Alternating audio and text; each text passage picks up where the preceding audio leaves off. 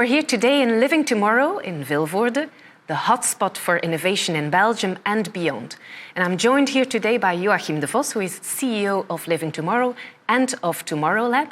And besides that, he also finds the time to ignite the fire in students at Ghent University with a program which is called Foresight Innovation. So, Joachim, welcome. First question, where does your passion for innovation stem from? Thanks for having me.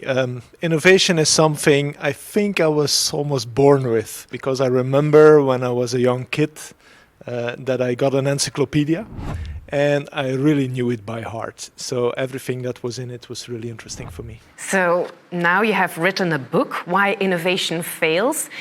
You've been doing innovation for 27 years and more. Why now the urge to write that book? Well, we started in 1995 with Living Tomorrow and showcasing a lot of innovation and new things to people.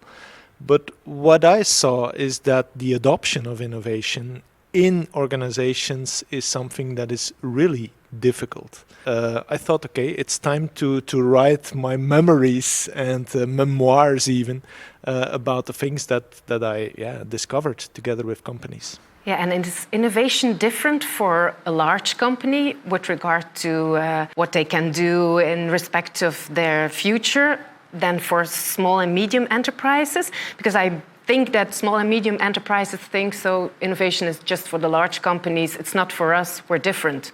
Is that the case? That's true. There's a huge difference between small companies and large companies. I think small companies are more agile. They can really change in a spot, in a moment. Large companies really need some structure in it. And that's, I think, the huge difference that both companies have. And does your book give some guidance for those companies as well? Because have you experienced failure as to innovation in your life as well? We did a lot with Living Tomorrow. We tried out a lot of new ideas, new innovations, and some of them were really adopted in the market, but some things really went wrong. And I think the lessons that we got out of that are so important for even startup companies as well as for large companies. And of course, there's a huge difference because the dynamics is different. And that's what I try to catch in my book. Yeah. And what do you want people to take away from your book after reading it? What's the main message? I hope we're not afraid of innovation. It's something that we really should embrace in the company culture. Because when it's not inside the culture of a company, it's really worthless to invest in it. Because then it's only a spark, and a spark only takes a minute, and then it's gone. Now, some companies have an innovation manager, and then they think we've got it covered for the whole company. I believe that's not the case. No, it's something that they sometimes call innovation theater. And so companies do a lot of initiatives. They do have someone responsible for it. But it should be a kind of wave internally in the organization, really a kind of innovation mission that you have, that everyone can say, okay, that's really what we aim for in the future, that's really what we want to do, and this is the roadmap towards it. And that's what we call innovation, because innovation is not an invention, it's bringing something successful to market, and you do that together. One last question. Do you have a word of advice for someone who wants to elevate his own innovation genes? The most easy expression is think out the box, think out of the box. And you know, there's a lot of truth in it. What I find always very interesting is that you try to talk with people who are completely outside of your own industry.